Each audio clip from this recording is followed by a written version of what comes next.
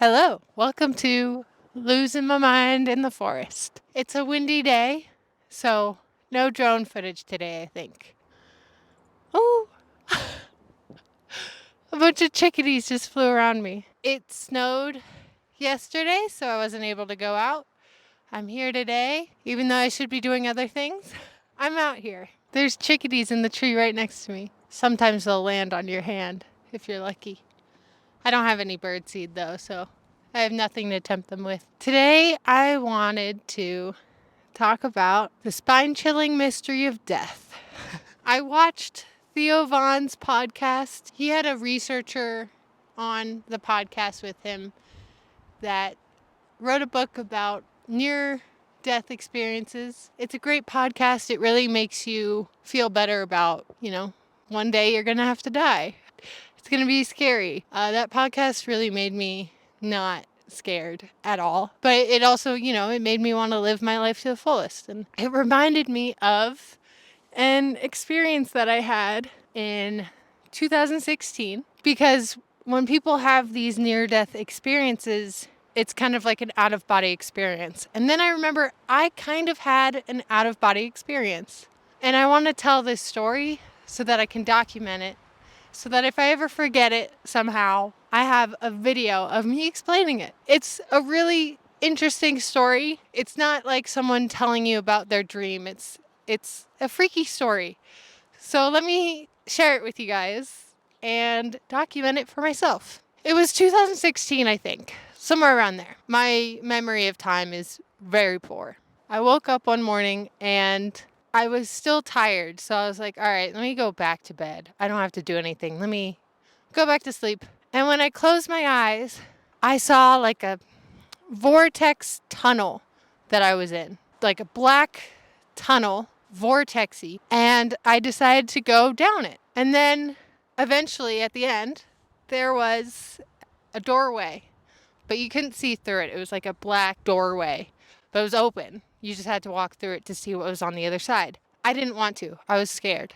So I say, nah, fuck that. I'm getting out of here. And I turn around and go out of the tunnel. And I'm awake. And I walk around for a little bit. I'm definitely awake. I remember walking around my room like 100% I was awake. And then I decide I kind of want to see what's on the other side of the doorway. And I'm like, fuck, I can't go back there. That was like a weird dream. It was weird. I remember thinking how weird it was that I remembered the beginning and the end. It wasn't a dream. It didn't feel like a dream. My dreams are very poor quality dreams. I cannot express to you how my dreams are not vivid. They're not realistic. This was different. For sure different than anything I've ever experienced. But I'm like, maybe I can force myself back into the tunnel. It's worth a shot. So I lay back down, close my eyes, and I try so hard to picture that vortex again. And it takes a while. It takes like a minute, but I get to it. And I'm excited, and I get to the end.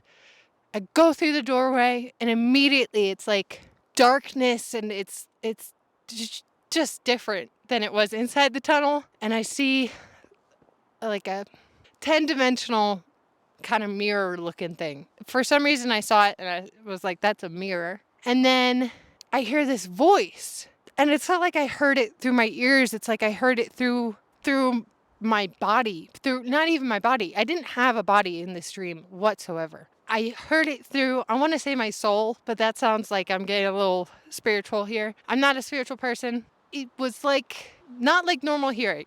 Let's just say that. And it scared me so bad that I turned away. I didn't look at who was speaking to me. And it was very loud. And they said, hello, we were expecting you. To this day, I don't know what they meant by that. They, him, he, her, whatever. After turning around, I was able to get out of there, go back out the tunnel, and wake up. I woke up and I was freaked out.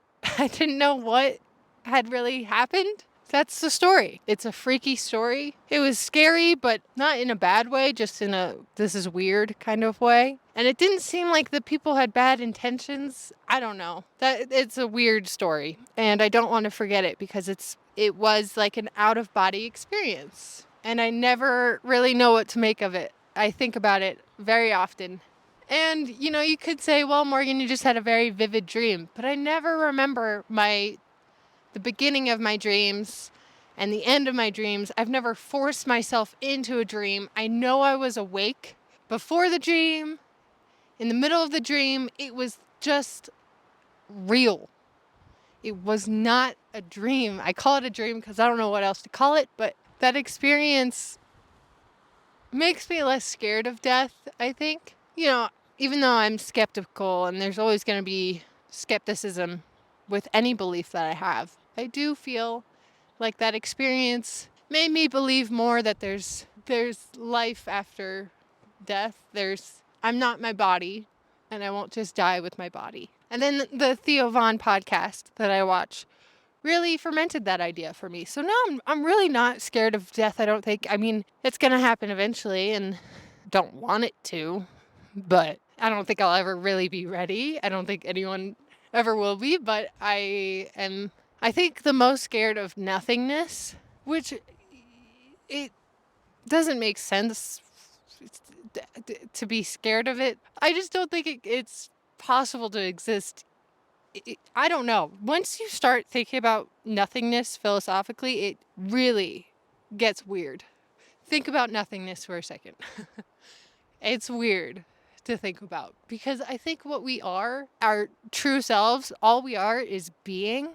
So for us to turn into nothingness is just impossible.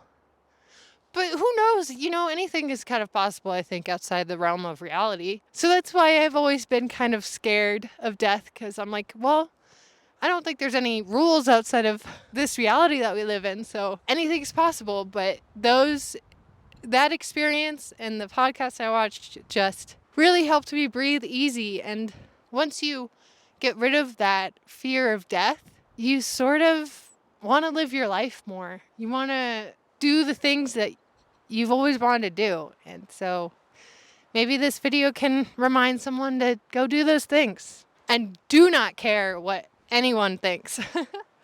That is like bottom of the list things to care about.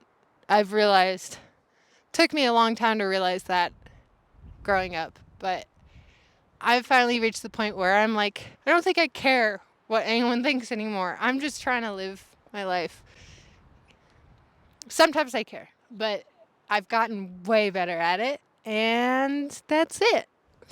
That's the end of this video. That's the end of my story. That's the end of my TED Talk. Thank you for watching. I hope this story was somewhat interesting and I explained it correctly. If anyone has similar experiences, please share them in the comments. I'll read them and I'll respond to them if you want me to.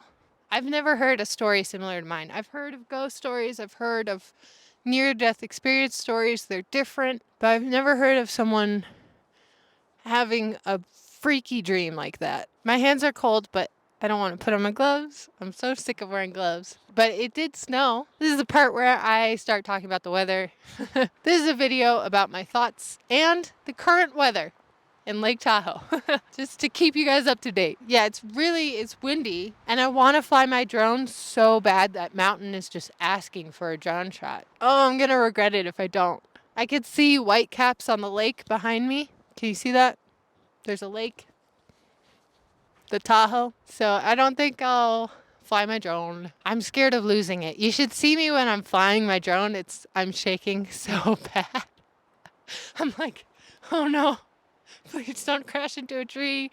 Please. Oh, but I want to fly it so bad right now. I don't want to break my drone. It's expensive and I can't afford to replace it.